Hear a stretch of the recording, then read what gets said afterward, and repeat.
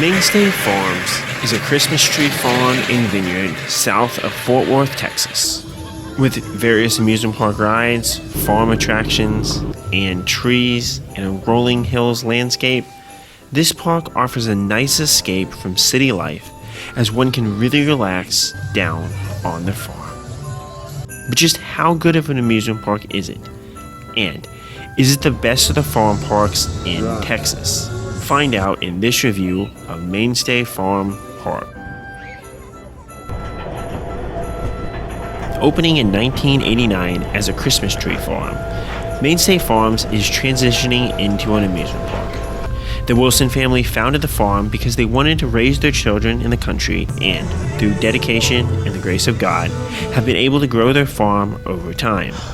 In 2019, they added their winery, and in 2020, they added Dipsy Doodle, which they got from Joyland Amusement Park in Lubbock, which put them on the map as an amusement park, though they weren't added to the roller coaster database until around 2022.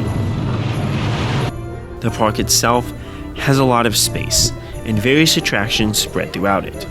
P6 Farms in Montgomery, Texas listed all their attractions, including multiple photo ops on their website in a sense to pad their stats as a park. Mainstay Farms, on the other hand, has plenty of rides listed on their website, but even a few attractions around the park that aren't listed, which was really a surprise. For me, the park is divided into 3 different areas. The first is the main entrance. This is a classic ice cream shop that will sell a flight of ice cream if you're interested. Around this are 2 bouncing pillows that are big and enjoyable to bounce on. Behind these is a new playground labeled Climb and Play, which is a nice treat for families. The Latvian swings are up here as well, as a sand pit to dig in, a stage for performances, and hail bays to climb on. Moving towards the middle of the park, you have a few attractions around the wine terrace. These include the Texas Big Wheel Ferris Wheel, the 2 upcharge shooting attractions in paintball and the apple cannons, the Texas Tube and Hill Slide, the Red Baron Kiddie Swing, as well as the animals in a basketball shooting place, and the pedal carts. The best of these is the Texas Tubin. It is the only attraction that requires the waiver to be signed, but gives some really good speed coming down it. Try to stay in the middle, as you will slow down some if you knock into the walls and get turned around. The animals are nice to see, but nothing overly terrific. There is a sheep race in the afternoon, but I did not get to see this on my visit, though it looks really enjoyable. The apple cannons look fun. And if you're spending all day at the park, likely a solid upcharge that you might want to go ahead and budget for.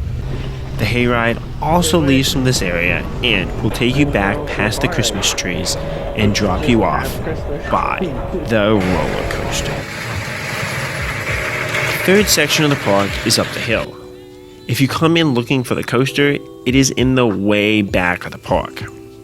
After climbing the hill, there's the triple-decker treehouse in front of you, as well as a fun wooden maze to the right.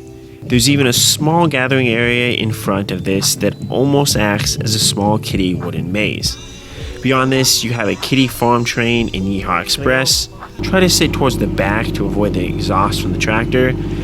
A rather disappointing flat ride in Upsy Daisy in that it just rocks back and forth, giving mild positive G's while nothing really enjoyable. Finally, you have the Myler Manufacturing kiddie coaster, Dipsy Doodle. Beyond the coaster, there are 2 hedge mazes that were still growing in on my visit, but were certainly fun to experience. There also is a long slide, which you can use a burlap sack to get going fast on to take you down to the bottom of the hill. Before getting into the coaster, I want to take a moment to talk about their wine. They have a bunch of crafty items for sale in their gift shop, particularly their wine. For those not wanting to carry wine around, you can buy that on your way out as well. I'm not a huge fan of wine, or alcohol in general, but I figured that I should try a flight of wine since here is a small amusement park that also happens to be a winery. And a flight only costs $11, which is cheaper than most of the food, which seems to run closer to amusement park prices at around $15 a plate. I think I'll go get wine. I enjoyed all 5 of their wines, and the 2 sweetest being my favorite. No surprise there in that I like sweet drinks. My favorite was actually the Mainstay Riesling, which I can only describe as a really smooth white wine that almost tastes like juice and doesn't have a bad wine aftertaste. The Swedish red wine was also good as you could taste the berries inside it. You just didn't seem to have the same level of smoothness. I can't pretend to be any type of expert on wine, but at least for me, these were really good. And I went ahead and bought some to take home as Christmas presents for my family. My family likes alcohol a lot more than I do. As for their classic Kiddie coaster, it is a Myler manufacturing creation that has 9 other clones throughout the United States, with 2 operating in Texas, Cyclone at P6 Farms and Santa's Runaway Sleigh at Yesterland Farms. From an operational standpoint, the website and ticketing, as well as how staff operate with their friendliness, this park seems very similar between Yesterland Farms and Mainstay Farms. So these 2 parks seem closely linked as far as overall philosophies. For coaster enthusiasts, this bodes well, since Yesterland Farms has 4 operating coasters and seems pretty committed to adding more kiddie coasters. And Mainstay Farms has plenty of room to add more coasters in the future, should they choose to do so. Dipsy Doodle has a lap bar with a strap belt that comes down to help keep you in place, but does rest above your lap. This allows for quick operations while still leaving one free to be jerked around during the ride, which is one of my favorite parts about a kiddie coaster. The operator for this ride was really nice and friendly, and on my visit, this coaster was a walk-on all day. As possible, you were allowed to stay on and ride again or just switch to another row. Plus, the loading and overall dispatch times for this coaster are super fast, so you should be able to get many laps on it if you so choose. After leaving the station, you go up a quick lift hill before dropping down a curved drop.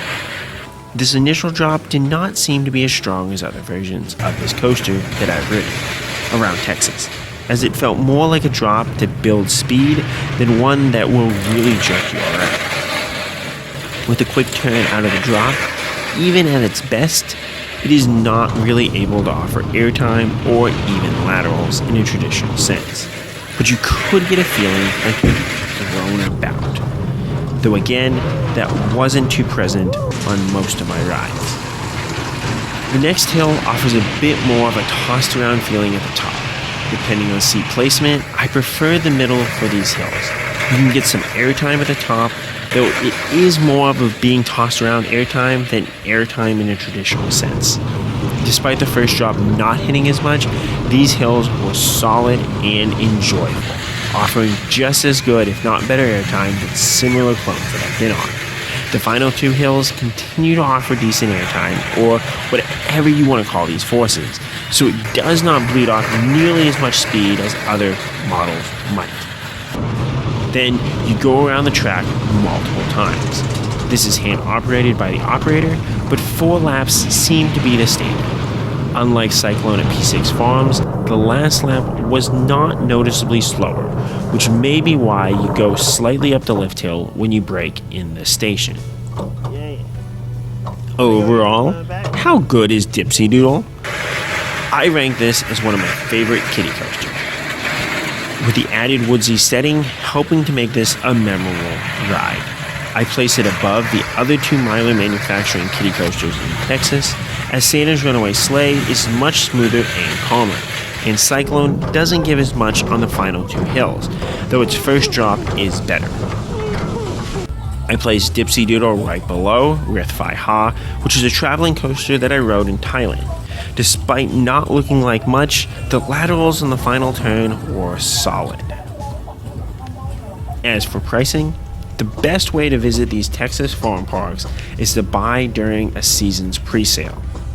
Mainstay Farms has an Easter, fall, and winter festivals throughout the year, and a few weeks before these start, you should be able to purchase a discounted ticket around $20 or $25 for the event. Subscribing to their email list will help you not miss these sales. If you have a large family that wants to go, this could save you a lot. Tickets at the gate should be around $30 to $35, though I would check beforehand to confirm the price. It was not very busy when I visited, so it seems doubtful that they would get close to capacity as P6 Farms does on their peak days, but it doesn't hurt to pre-purchase tickets, even not discounted ones, just to be safe. Overall, how good is Mainstay Farms? I had a blast here. I paired the day with Yesterland Farms for their Christmas events, as Mainstay Farms opened during the day and Yesterland Farms opened in the evening. But I wish I could have stayed at Mainstay Farms even longer, as everything I found to do throughout the park was really enjoyable, and the atmosphere was just so inviting. If you're a thrill seeker or solo traveler, a half day is likely all you need to do everything at this park. Though if you have a large family with a lot of kids, it would certainly be worth it to spend a full day here re-riding the various attractions and just having fun. Most coaster enthusiasts will likely prefer Yesterland Farms of the 3 farm parks in Texas, since they have more amusement park rides and definitely more coasters.